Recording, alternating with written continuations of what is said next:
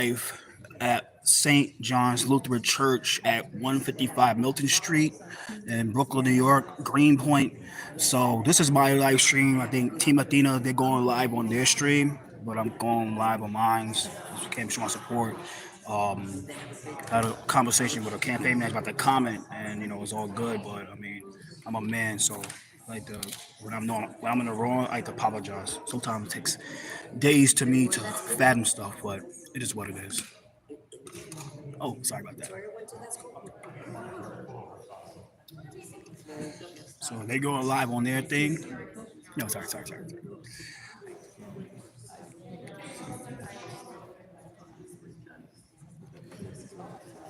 They're great, yes, makes sense.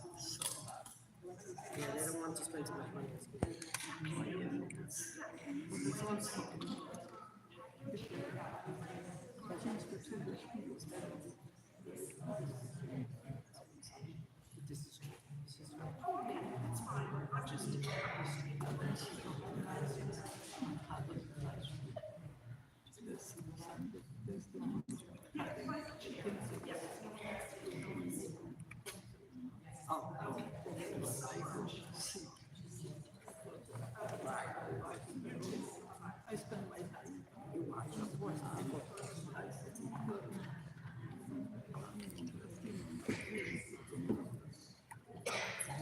But the name of the school was the Milton Academy. Are we live already? Yeah, I'm live on my thing. I'm live on mine's. I mean, she said she's gonna start in like 5 seconds, so there's really no point. I mean, I studied Hustle Grammar School, same Dominican. let me go a little further off. Block shot, right? Let me go this way.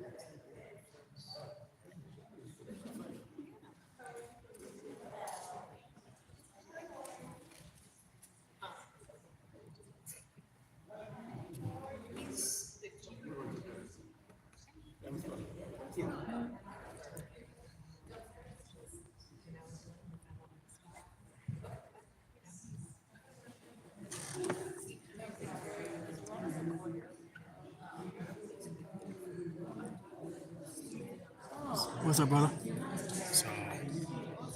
So so people want to make things up, saying, "Oh, look, there's people here." What's up, man? Broadway Stages owner. That's the Broadway Stages owner right here. So shout out to BK Dems.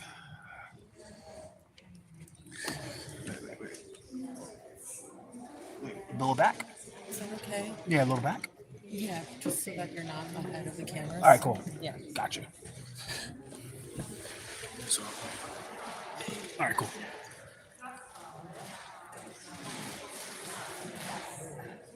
Sorry, it's out of going to bad deal.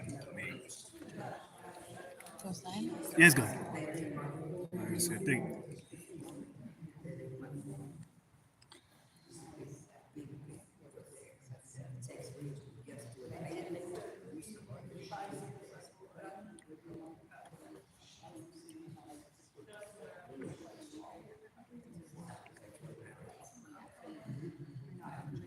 Catholic churches spend too much money on things that they didn't need to be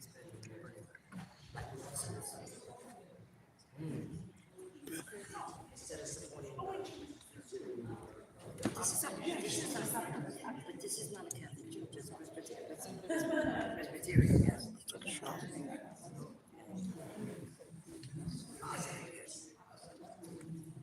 Good afternoon, everyone. Good afternoon.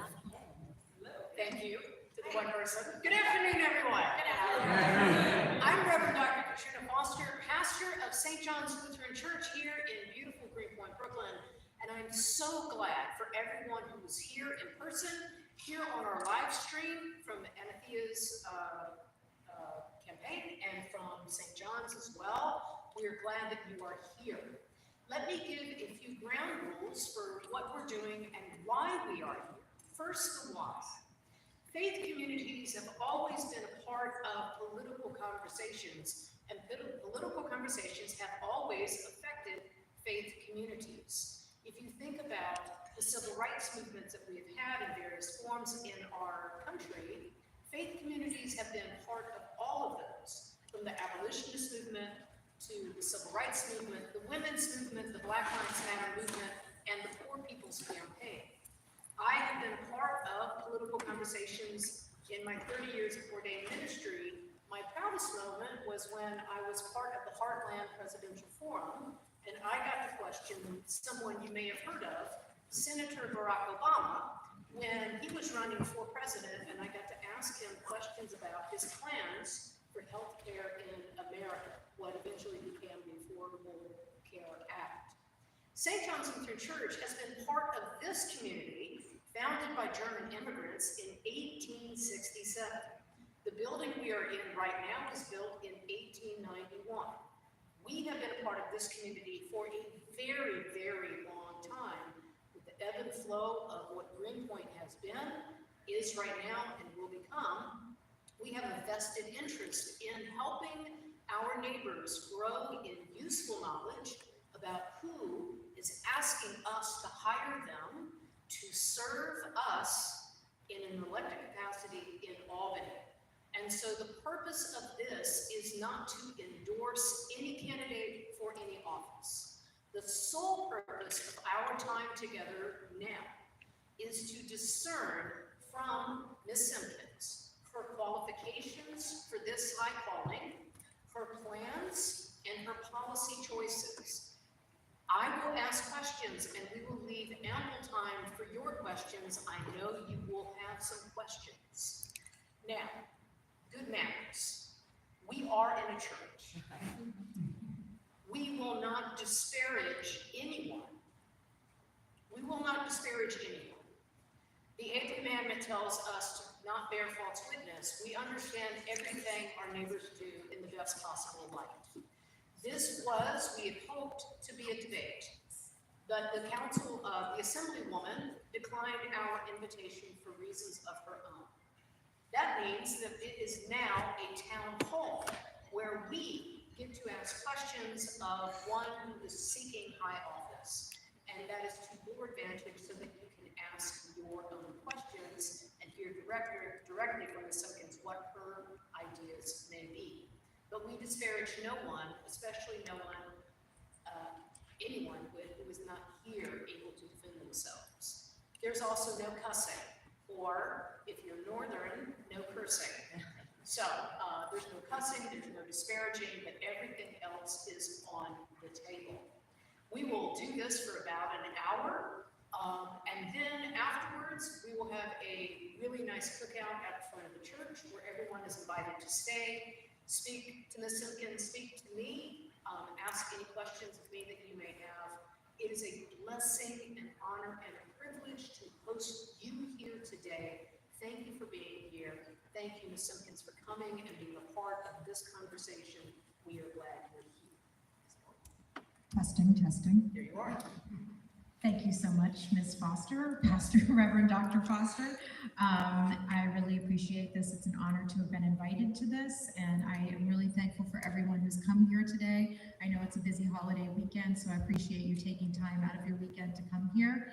It means a lot. I am now going to tell you a little bit about me. My name is Anathea Simpkins. I am a 17-year resident of Greenpoint, 13 years on Guernsey Street, 5 years on Newell, same cross streets, Norman and Meserole. And I am a mom. I have a 12-year-old son who's a student in the public schools in Greenpoint and now in 318. He's in middle school. He may show up to the barbecue later. And I have been in education my entire career. I've worked as a teacher. I've worked in bringing educational programs to school districts across the country. Most recently, I've worked in youth violence prevention and mental health advocacy for Sandy Hook Promise, and helped to bring violence prevention programs to over 200 school districts across the country. One of the things that I like to say to people about leadership is that, and something I've learned about leading teams, is that the most important thing that you can do when you're leading is to make your team feel safe. And I also believe that that translates to political leadership. The most important thing that you can do is to make your team, who is your constituency, feel safe. And that's one of the reasons why I'm here today, because I feel that there has been a lot more division in the last 4 years. There's a lot of putting people into buckets. And I believe that our senior citizens are being profoundly neglected. 25% of our seniors live below the poverty line in District 50. 44% of the last sentence of our children live below the poverty line.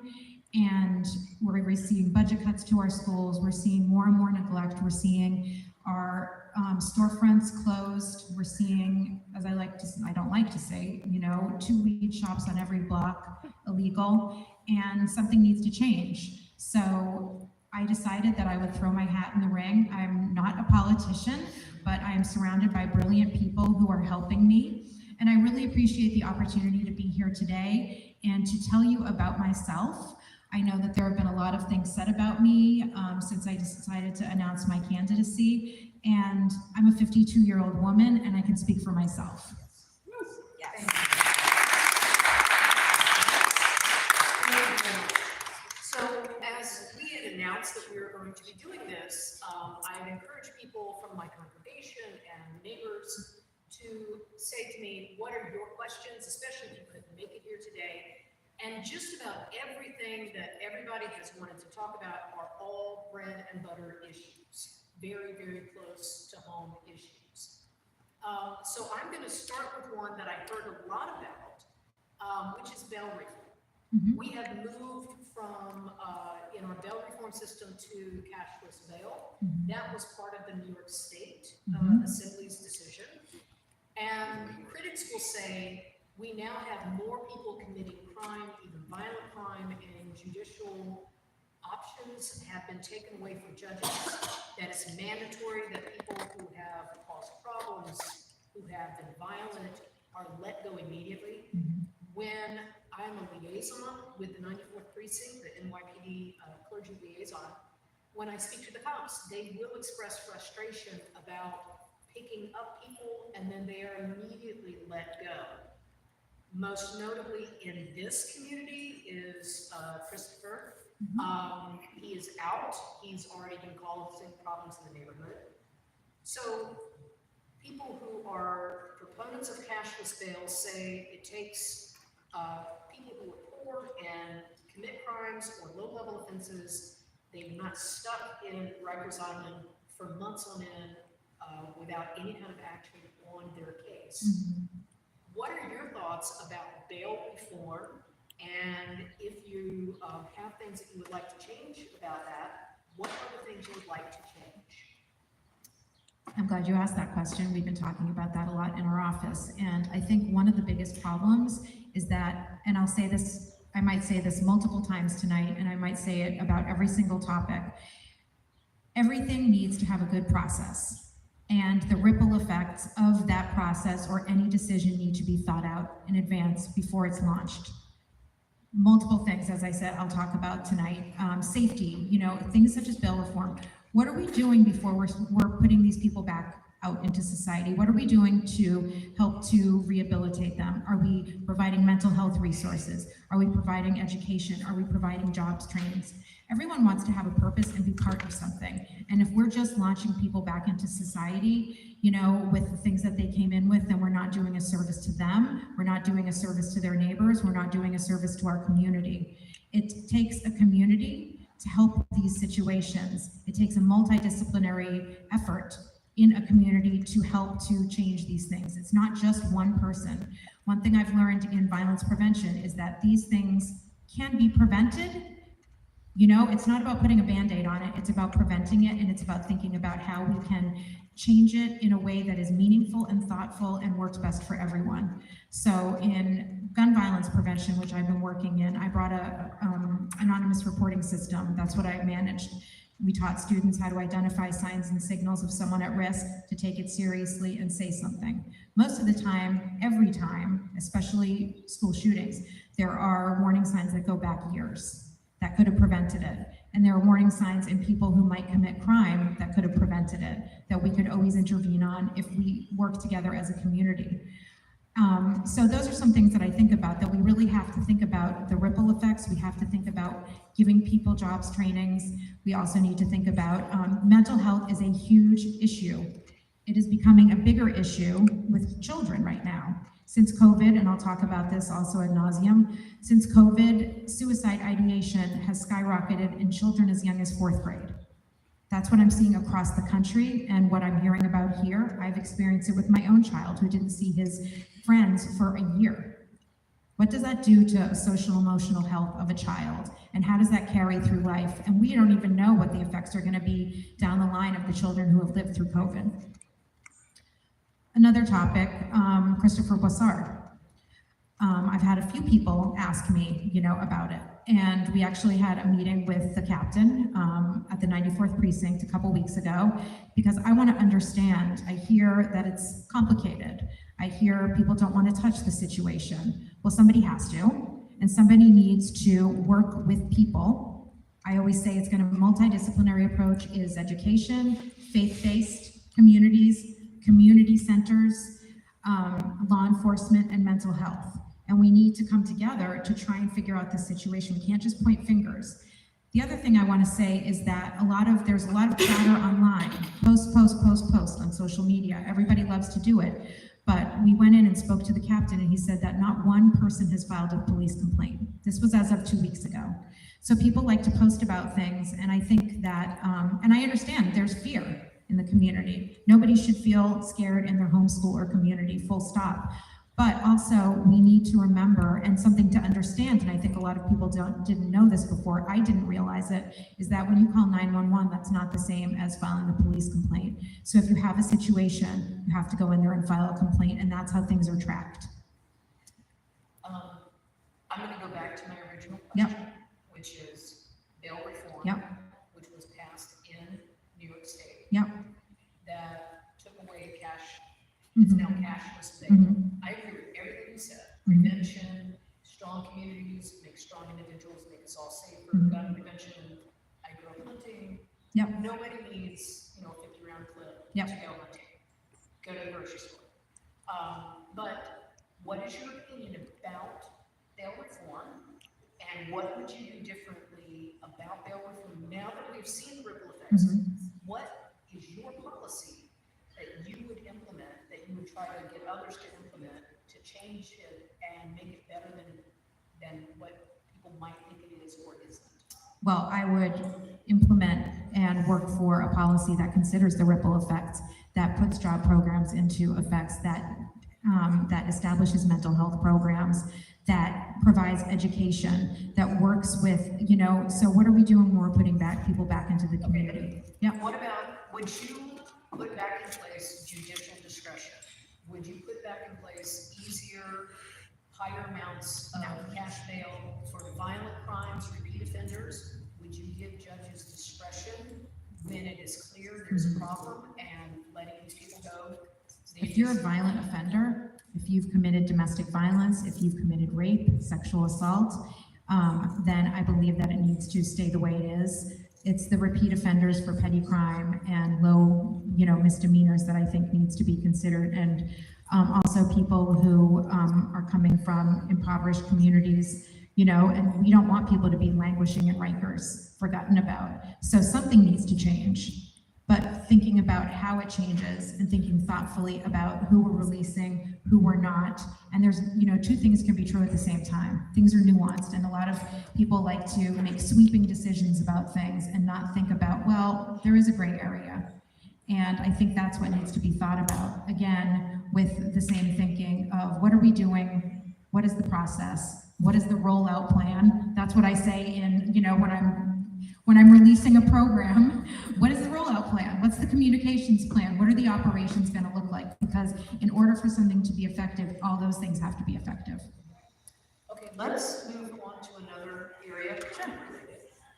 The NYPD just graduated just over 500 rookies a couple weeks ago, which is a fraction of what we are told that we need. Yeah.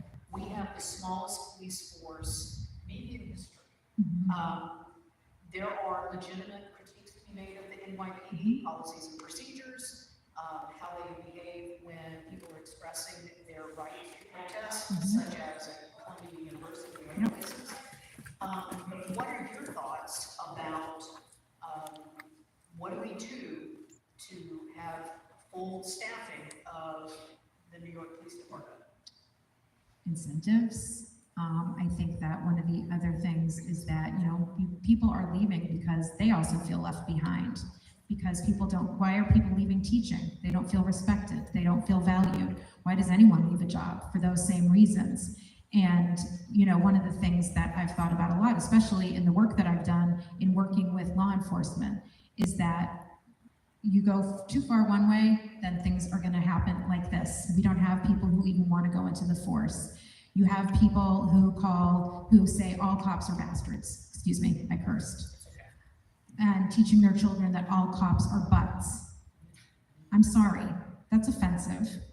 And in working, and then if you're complaining that the police aren't there when you need them, are there bad people? Are there bad police? Are there good police? Yes, both are true. Are there good people? Yes. Are there bad people? Yes. But you can't make sweeping judgments because of situations. The other thing I want to say too is, one of the things that I've experienced, in my career, I've experienced it firsthand in California when I was bringing this program there in San Diego. They experienced San Jose, well, in San Diego too, a lot of gang violence.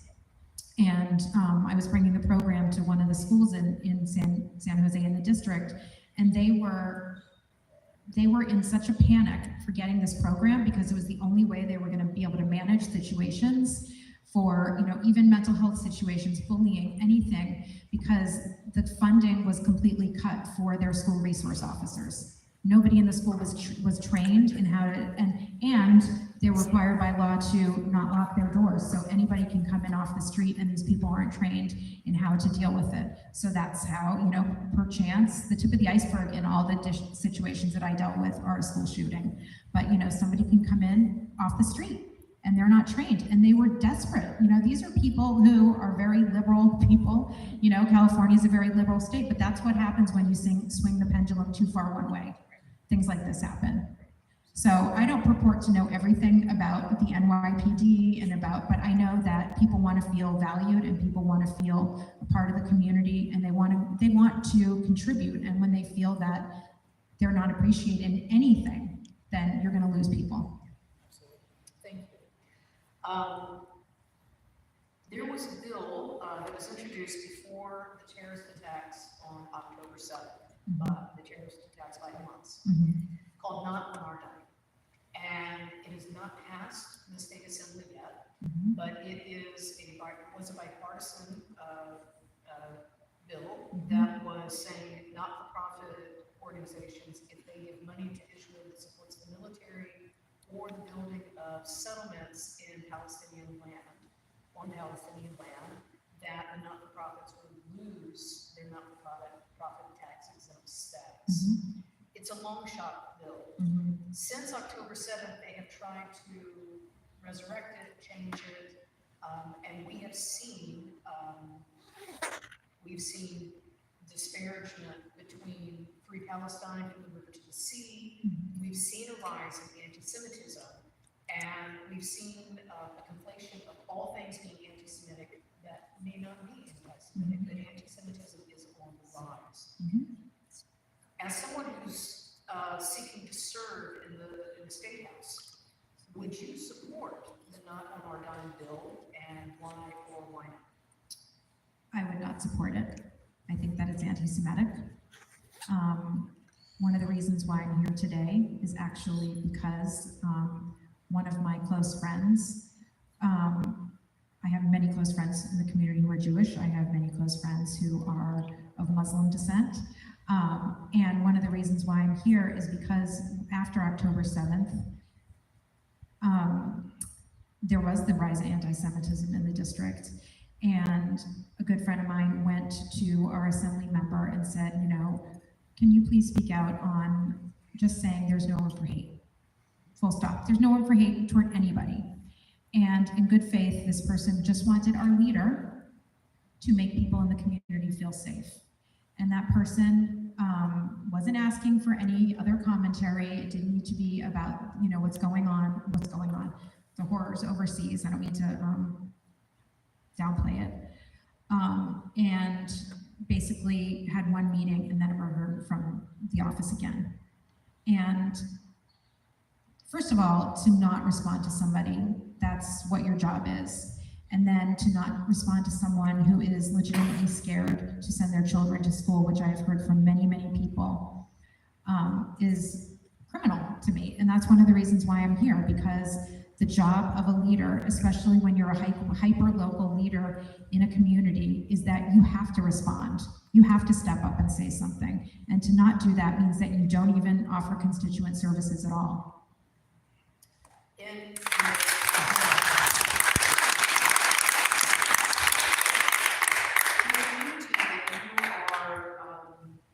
are asking us to hire you to serve. And it is service. Yes, it is. We have the three great Abrahamic faiths here, and everybody kind of gets along. Yeah. You know, what would you do to strengthen the relationships? I mean, that's a lot of our job. Yeah. But I think y'all can amen this. The jerks make the news, right? Amen. Yeah. And the people who are just trying to build community, to promote understanding, to see what we have in common, we don't get a lot of play. How would you, if you were called to this office, how would you use your position to further encourage and grow this good, strong relationships between the three great Abrahamic faiths and everybody else? Because there's a lot of folks who are not part of this. Well, my father, as I was growing up and still is a Buddhist, ran a Buddhist retreat center, actually moved to France in 1992 to build a Buddhist retreat center and then ran it.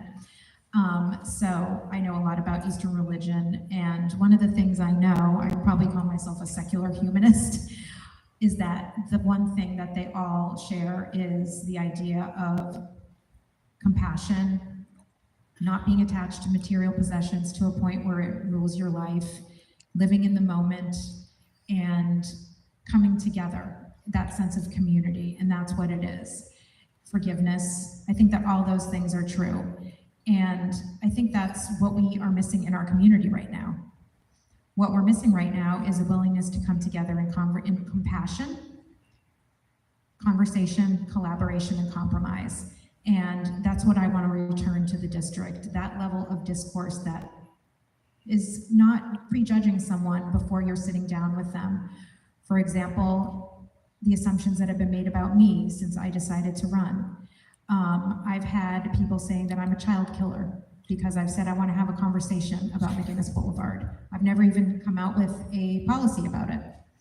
And when people are prejudging me and saying those things, you know, you've lost the point of what a community is. So I want to return this discourse to a level of civility and take down the temperature a little bit and try and rebuild this splintered community where people have been separated into buckets based on stereotypes. And when you do that, you're no better than that which you're purporting to be,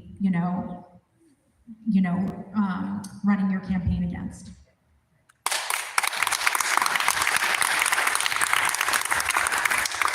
So let's do an easy one. No, Let's talk about McGinnis. sure. Um, It's my favorite subject.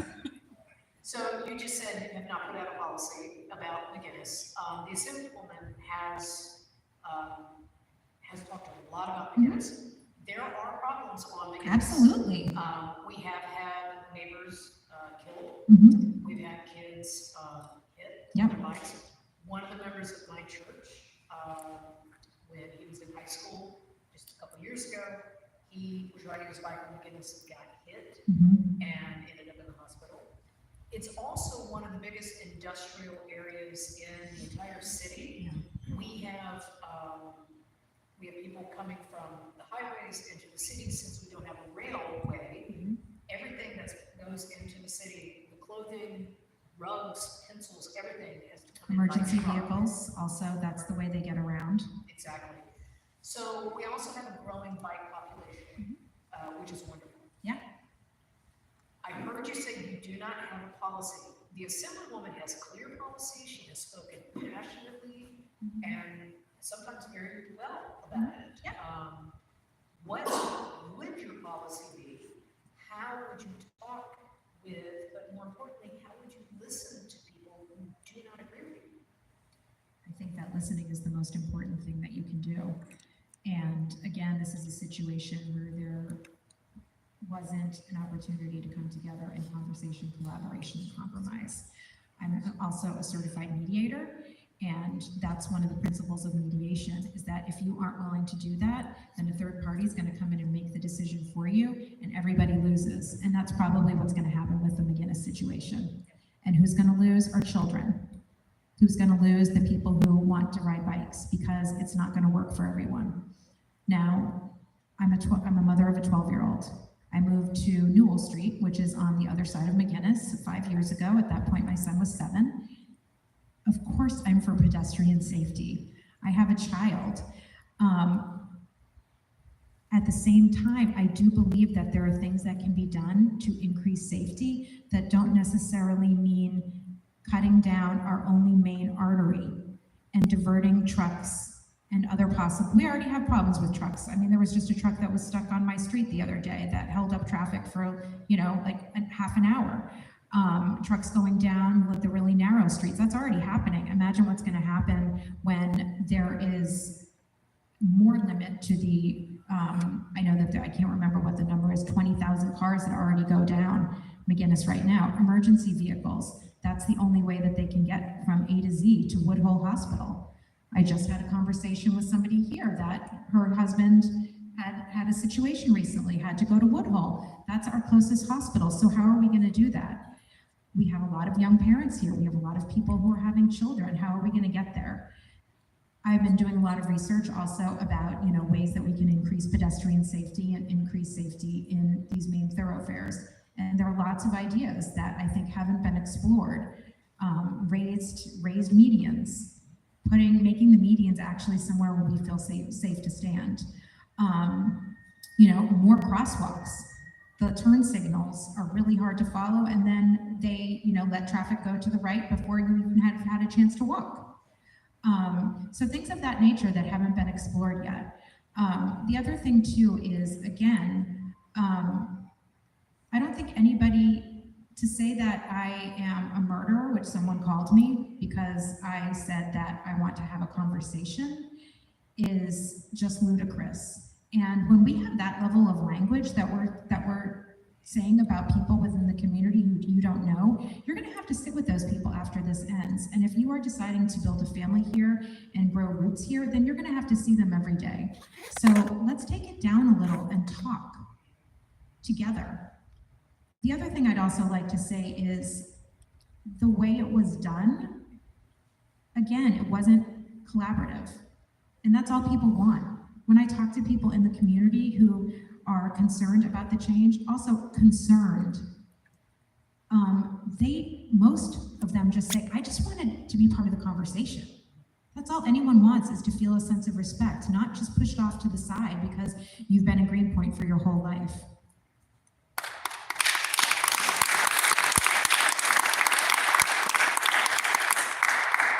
So I had somebody wanted me to ask you this. band song? Well, I was a punk rocker in high school. No way. Yep, Okay. yep. This is a funny story. I saw the band The Descendants when I was pregnant at Roseland. So I love the band The Dickies. They were a little, they sang the song Killer Clowns from Outer Space Okay. from the soundtrack of the movie Killer Clowns from Outer Space. I'm a violent femmes girl, Yep. so, but a lot of people are, so. Yep. Okay, so I promised that I would ask that question. I love it. Thank Please you so ask me more much. questions about things like that. I love it. So, in our country, the Dobbs decision Mhm. took away, guarantee of a woman's right for autonomy over our bodies, Mhm. the right to have abortion and to have abortion services. In this denomination, the Evangelical Lutheran Church of America, our official teaching is that people should take responsibility for their reproductive lives. Mhm. Men should take responsibility for their Absolutely. reproductive lives. And that when a woman is pregnant and she has to face health concerns or whatever she may be facing, that abortion is something that we understand in terms of rape, incest, when the woman's life is in danger. Now that's a religious position. Yeah. And is a very reasonable Mhm. religious position Yep. as far as religious positions go, I believe. Yeah. We have enacted strident laws that guarantee a woman's right to abortion Mhm. up until 20-something weeks. We also make sure that women have access to birth control Mhm. and that condoms are free and all over the place, or Yeah. you can buy them also. Yeah. However, we now no longer have the guarantee of abortion for women in this country, and there are abortion deserts Yeah. in this country, so women are having to travel to have the reproductive health services that they need or want. Mhm. And there are women who are facing miscarriages and pregnancies that should be terminated because the fetus is not viable. New York is an oasis when it Yes. comes to women's rights to LGBTQIA rights Yep. and those sorts of things. If you are called to the State House, what will you say and how will you be a part of a larger conversation about women's autonomy and our rights, including the right to have birth control Mhm. and the right to have abortion services? And I say the word abortion because people are hesitant to say that, but it is basic health care. Yeah. It's basic health care. And first of all, anyone who needs to have an abortion is probably facing a very severe emotional or health situation. And it's not something that we take lightly. I know people who had situations where they were forced to do it and it was heartbreaking for them. And anyone who says otherwise is painfully wrong. First, I want to say that I was just given a 100% rating by Planned Parenthood. Thank you.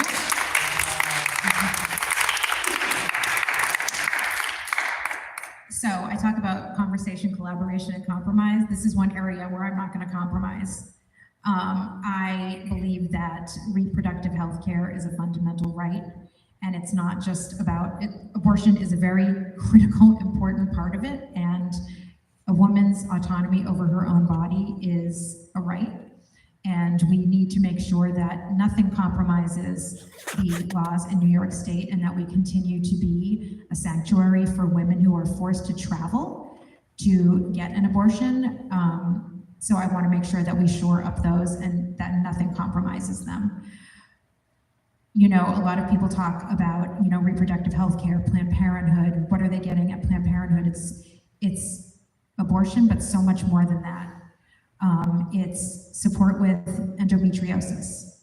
It's support with, you know, birth control pills aren't just something that you take because you're trying not to get pregnant. It's also something that you take if you have some other hormonal issues, and that's what a lot of people don't know about. I had horrific endometriosis, and I had to take birth control pills. And people just again, it's about peeling back the onion and taking time to really understand something. And full stop, reproductive health care, a woman's right to choose, a woman's access to medicine that for her body, screenings, annual screenings, mammograms. I mean, that's all part of what a woman's bodily autonomy includes, and it's also about taking care of yourself. So those are things I would never compromise on. Thank you.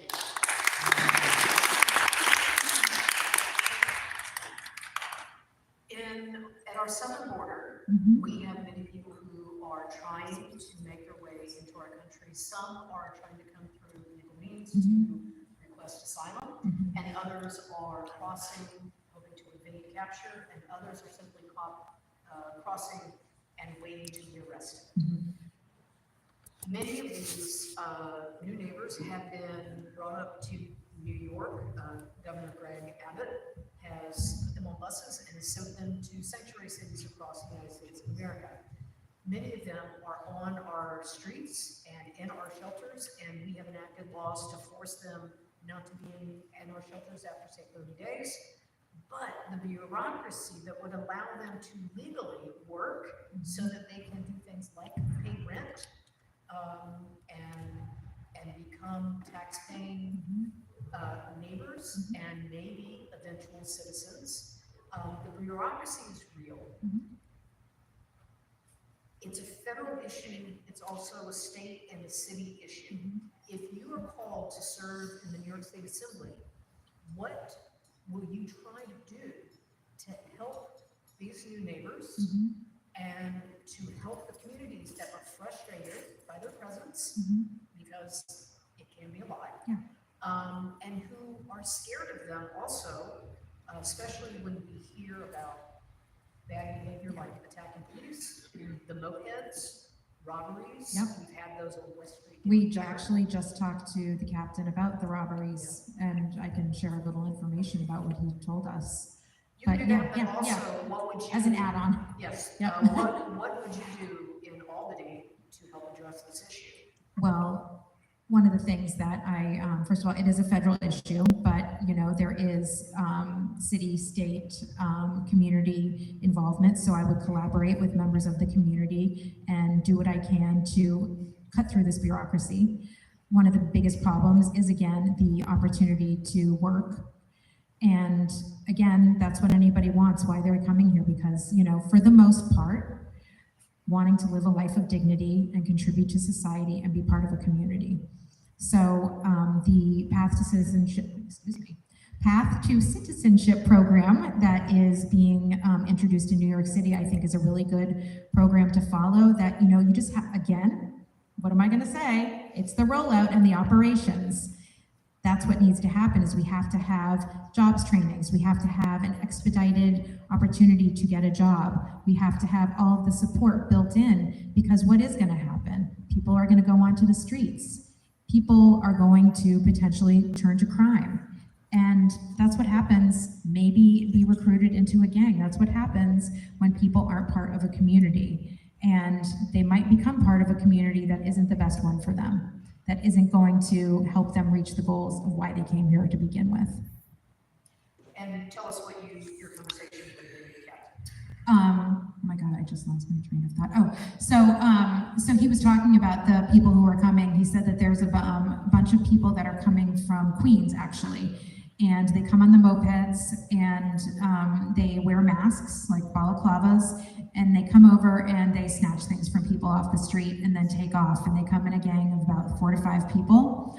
So it's important to be mindful of that. I've actually seen them in action going down Greenpoint Ave one day and going toward the bridge. So that's also what's happening. And a lot of people are already scared of e-bikes. And so this is also something that compounds that fear, and it is a real fear, because people are being assaulted. They actually, the gang assaulted a couple of his officers, and they were out of commission for about 2 weeks. I have one more question. Sure. And then I know that y'all have questions. So please formulate your questions in your minds, and we'll come to you after this. But you may remember there was a wonderful man who ran for mayor some years ago. And he was the most prophetic person I'd ever heard. And his catchphrase was, rent is too damn high. I discussed the church. And Jesus agrees. So the Simpkins, my wife and I moved out of this neighborhood in 2017 because we could no longer afford to live here. Yep. I live in the Bronx. I've been the pastor of this church since 2015, and in that time we've received phone calls. We've received about 80 new members. The majority of them are no longer here because they could not afford to live in the city, in the neighborhood. They got married, they wanted to have children. New York City's the Moved to land of Westchester. always. Most of us have only one child, because that's what we can house. We see these luxury apartments going up on West Street. We are seeing the incarnation of zoning variances that were put in under the Bloomberg administration, that now we have these tall towers. We've tried to have conversations about including affordable housing, but when you are doing 80 to 120% AMI, area median income, qualifying people for these rents, affordable rent is still over $3,000. So we are losing many of our neighbors.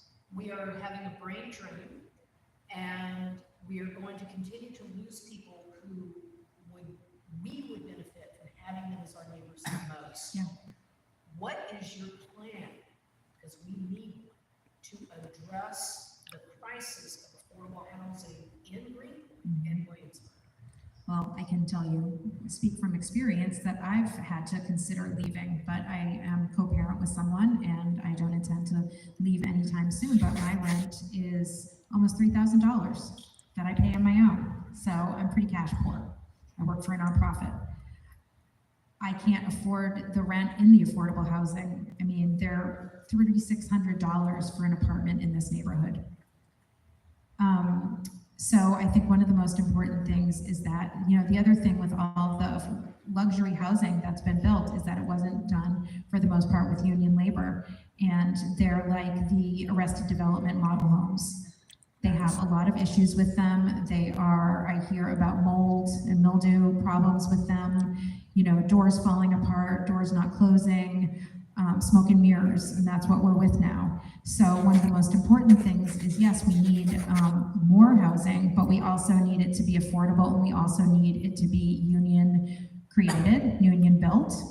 We also need it to be LEED certified and sustainably built. We also need to incorporate a transition to renewable energy into those homes. However, one of the issues that I know a lot of people are facing who are living in affordable housing is that with the transition to renewable energy, which is of course what we want, gas prices, electricity is a huge expense for them now. So that's something that needs to be thought about as well. So I was looking at an apartment somewhere and I was astounded by how low the rent was. And then I looked at the fine print and it said includes electric heat. So those are some things that have to be thought about too. Again, it's in the operations and the rollout. So that's one thing I think is very important, is that the housing that we're building is quality built and that people can stay there and afford it. The other thing is, you know, we've got a lot of mom and pop, small owners of small buildings. I have multiple of them on my street who I talk to all the time. I have quite a few here who, you know, they're not millionaires and they are just struggling to survive, and they are just so glad that they have their home. But you know how they could become a millionaire? By selling and leaving the community, which is not what we want, and that's what is happening. So we also need to stop villainizing landlords. That's something that has become a battle cry of the Democratic Socialists. Not all landlords are bad. They just are happy to have a home. They worked hard for it their entire lives, and they deserve to be treated with respect.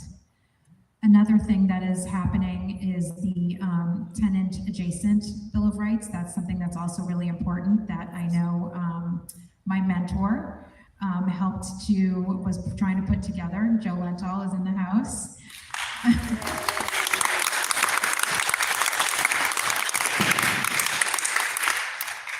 That's also very important when you've got a big building, which is happening a lot here. You've got it's like the movie Up. You've got all these huge buildings being built around these little buildings, and what's happening is that it's affecting the infrastructure of the smaller homes, and remediation is incredibly expensive, and again, they're put in a position where they might have to sell and leave the neighborhood, and that's not what we want to see. I was talking to somebody the other day about Manhattan Avenue and the empty storefronts. You can go get a great mezcal cocktail and buy, all the succulents you want in this neighborhood, which is fabulous. But look at the empty storefronts. This used to be a thriving community with, I was talking to someone today who grew up in Williamsburg and used to come here to go shopping. That's what their family would do. And that's what I would like to see us return to, is that sense of community, is, people walking down the street and acknowledging each other, starting with hello. That's where it all starts, is not prejudging people, and, putting the unity back in community is what we really want. Thank you. Now, we have a microphone somewhere. Yeah. If you would just stand, and we'll hand you the microphone, and you do have to speak very closely to it. Tell us your first name and your question, please. First question from someone in the community. Oh.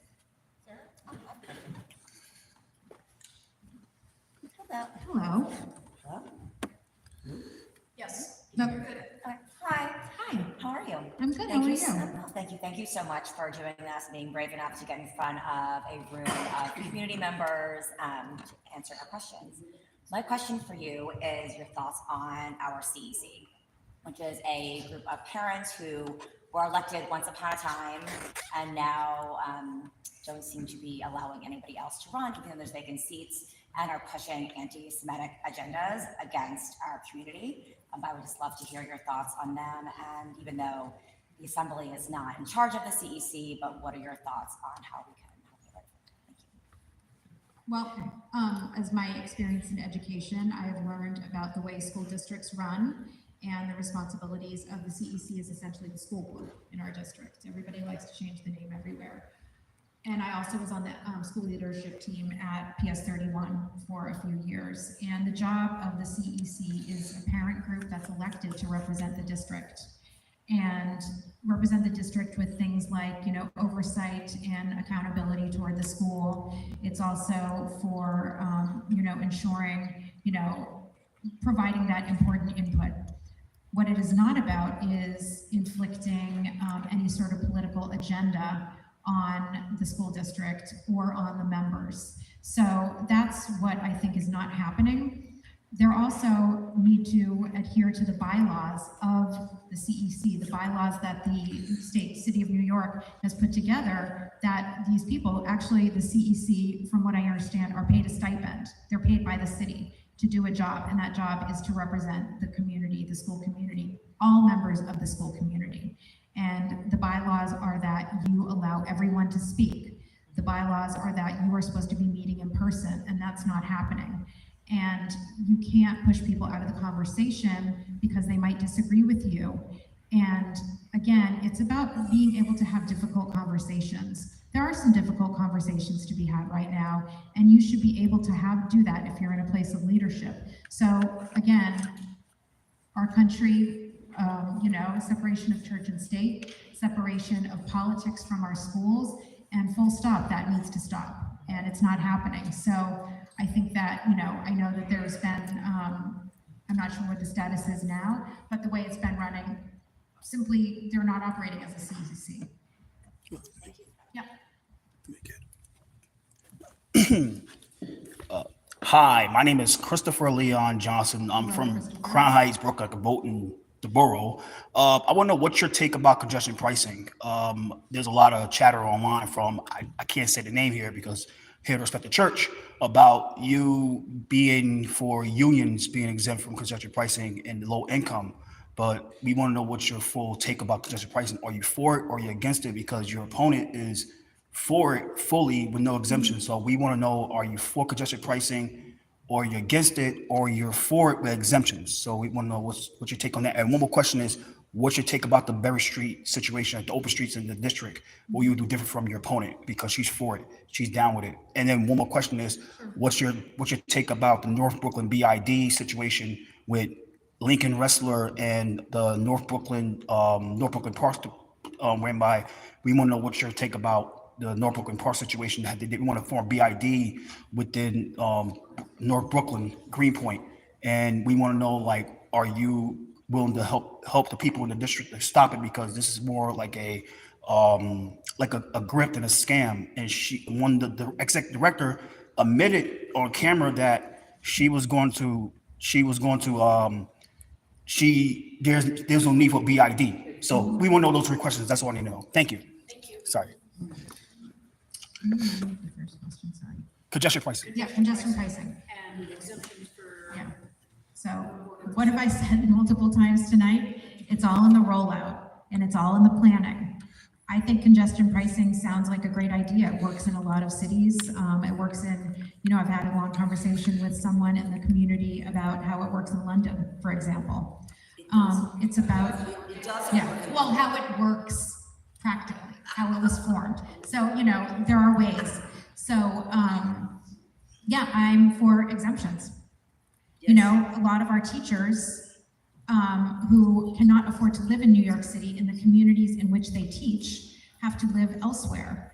And that would put how much money in that they'd be paying every day to go in and teach our children? Thousands of dollars a year. So yes, I am for that exemption. Again, there are nuances to things. We can't be 100% one way without thinking of the ripple effects to our working families. And there have to be things that are thought about, and there have to be exceptions. So that's my stance. In terms of Berry Street, that was something that was brought about. Open streets sound wonderful in theory, of course. That was something that was introduced during COVID, and it's continued to stay. But one of the concerns is ADA compliance, and again, inviting the people who are most affected into the conversation to talk about it, and to talk about the model, and to talk about the operations. You have to bring the people that it's affecting most into the conversation. I know that a lot of people, it's resulted in a lot of noise, a lot of after hours, music, etc. As you know, I love music. Which I love, but you have to think about the ripple effects, and that's not what happened. So, you have to show respect for the people who are affected. And the North Brooklyn BID. I will admit that I don't know a lot about it, but what I do know is, when you're asking people to pay money into something, you have to be leery of that.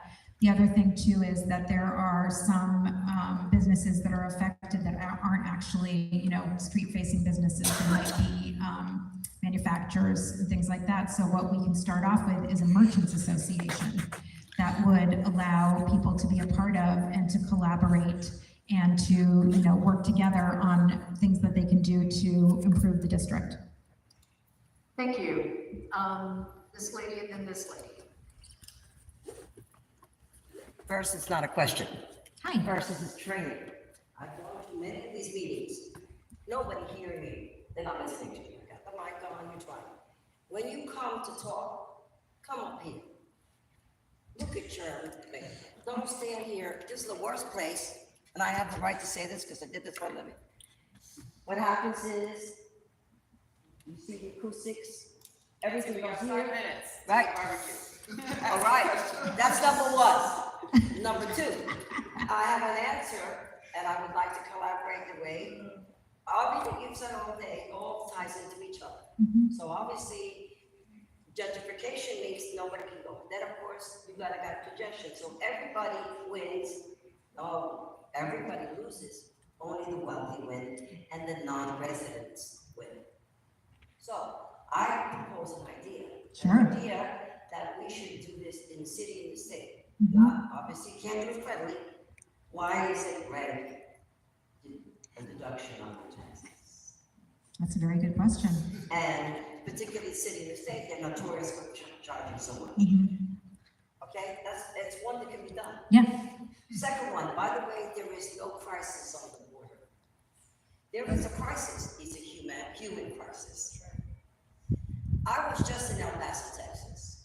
Okay, my brother is a commander in the military of the base, and my nephew works for those people who surveil. These people want jobs and they want to be safe. That's all it is. And this country has continued to rape, exploit, and tear apart South America. These people don't want to come here. They want to stay home. And the talk that we're hearing in DC is bad. That's it. Do you have a question? No, that was it. But I want to tell you, can you get anybody here, these immigrants, can we do a program with Mayor Adams about getting these people in the ability to work? I would like to. Okay, great. There's one more question. Vicky, are you Vicky? I don't. Oh, okay. Now, I don't want to. I just want to know you. no, speak into that, please. Hi, my name is Sheila. I just want to know what's the interest in that. Into the height, not like that. There you go. My name is Sheila. And I just want to know, is the G train going to get any better? Because the service really is really bad. Okay. Well, I'm not in office Wait, yet. her name was Sheila, Hi, Sheila. and she wanted to know if the G train was going to get any better. I hope so. You know, I think that we have to add more cars. I honestly like the G. But anyway, I think we need more cars. I think that, you know, reliability, more frequency is important. We also have to do the same thing, you know, more reliability with our bus systems. You know, we just released all of our policy, and we're about to have an updated website in about 24 hours that is going to outline all of this. You know, we need safe, reliable public transportation that people actually want to use. So it's 5:30, and we're going to do one more question. And I'm going to say that we're going to do 2 more questions because I've seen your hand. If that's okay with everybody? Okay.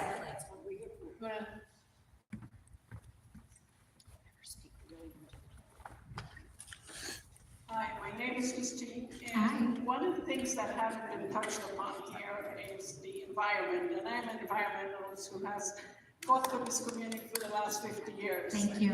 And I would like to know whether you will be willing to help the Superfunds, particularly for the Superfund of the Lutheran Creek, to help in the waters for the EPA, but as well, you have a lot to say about DEC when it comes to the uplands. All of the uplands are dirty, everything is, you know, it's got a lot of different contaminants and they all seeping in. So actually, what's the use? And there was also the chlorinated pool there.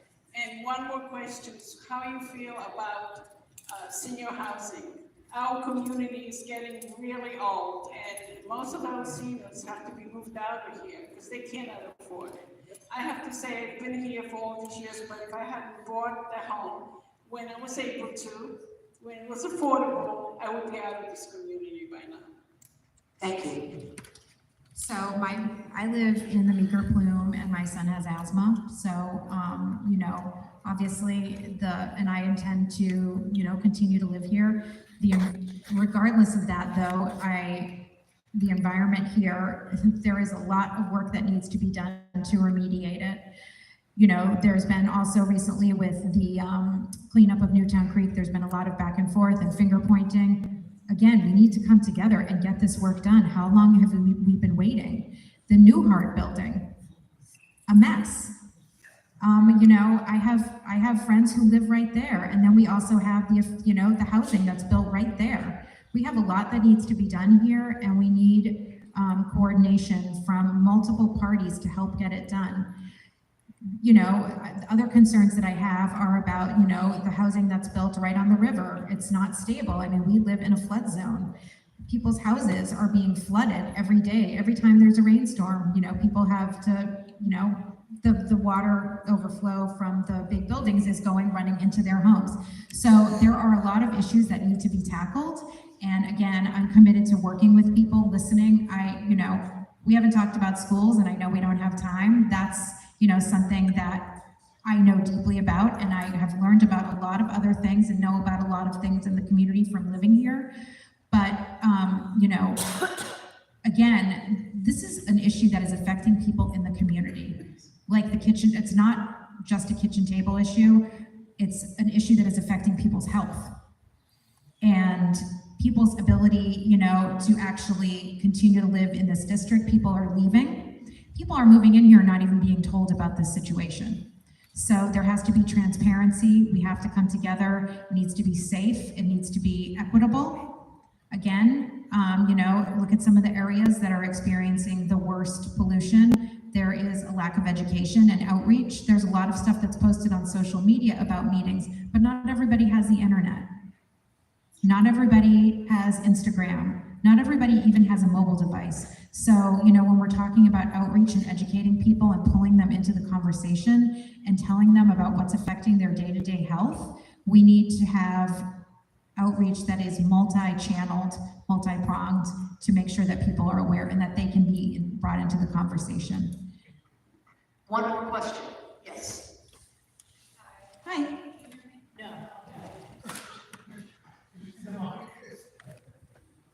How about now? Yes. Thank you.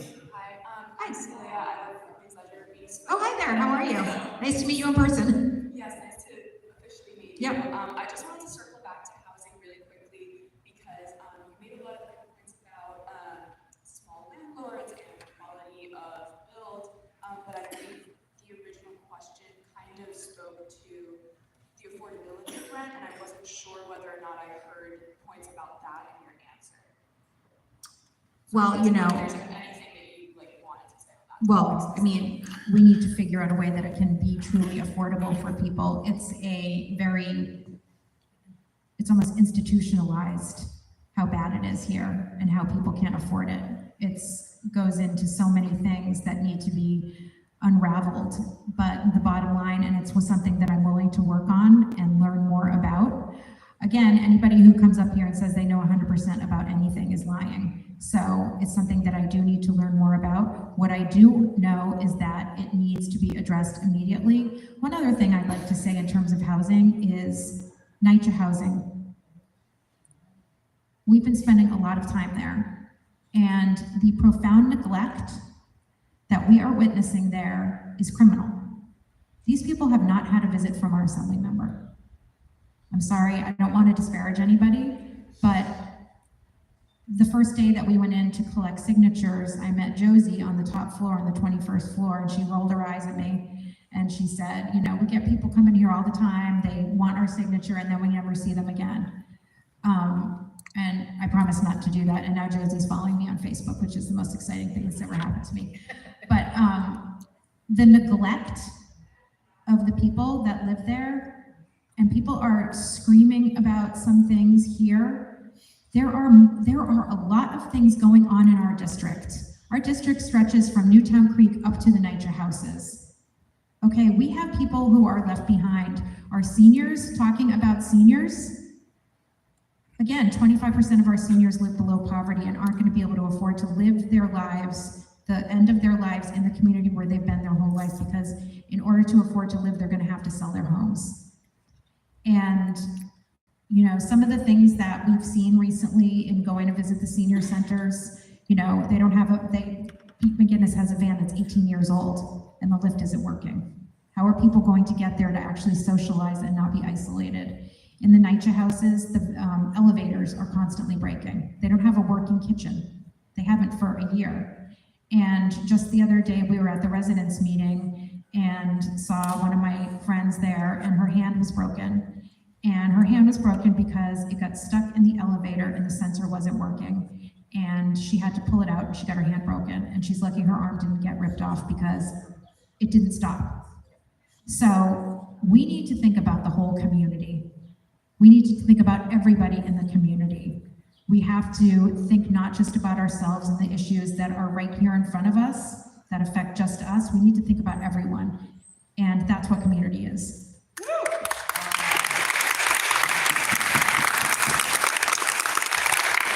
Thank you. I want to say thank you to everyone who's been here today. We are going to bring this portion of our time together to a close. We did run a little bit longer than I had planned. However, there is a cookout out front. Y'all are invited to stay. You can speak via them and ask follow-up questions. I recognize I didn't ask all the questions that you wanted to ask because there's just not enough time in this format. But this is part of what it means to be in democracy, to serve, to evaluate, and then to vote.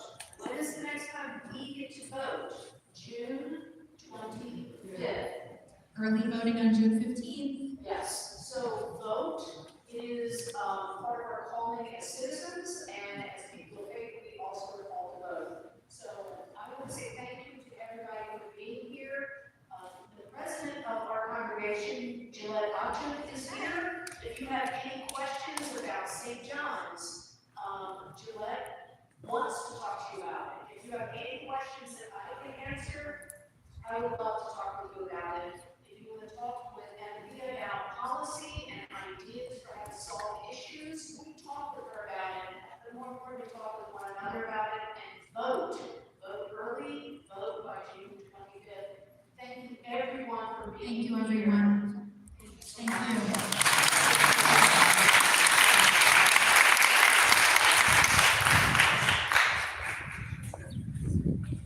So let's go outside, guys. The it's over. So next up is barbecue. So No tiene recursos, ya todo lo que se llevó a casa. look, you got it's over, guys. Vayan a comprar unos planes que